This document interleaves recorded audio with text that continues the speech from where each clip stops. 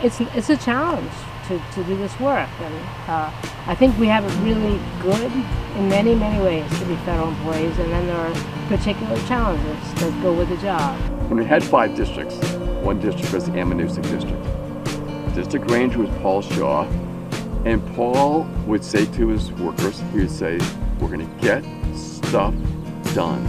And what that meant was, some days if you're the timber guy, you can do timber work, and if you're the rec guy, you can do rec work.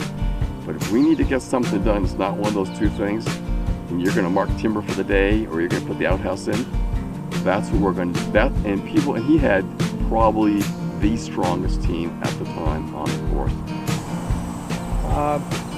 I found that the best things in my career were the people that I worked with. Cherish the relationships, the professional and personal relationships that you would develop. You need, as an employee, to get to know the people that you're serving, and the ones that are quiet and don't make themselves in your face, because they are great sources of information and inspiration.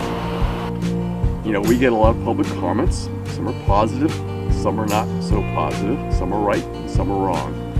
But I think you need to learn to respond to public comments, but not to react to public comments.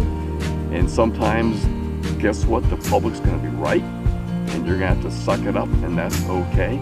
But respond and make that a practice in doing business. Big things that I would tell them, as Roland Olson would say, do you know who you work for? Okay, remember who you work for. You work for the public. You work for the taxpayers. I'm a retiree now, so I can, think about, the good old days. Well, my view, at least at this point, my view is you need to look forward, not backwards. Current employees, don't lose sight of where you're going. Look around, take advantage of the opportunities. Be a conservation leader. Learn all you can. Be as productive as you possibly can. Never turn down a training assignment. Get out on fire assignments wherever you can to help the service out, help the nation out. You're here to serve the public and to serve the land, and that's a real gift.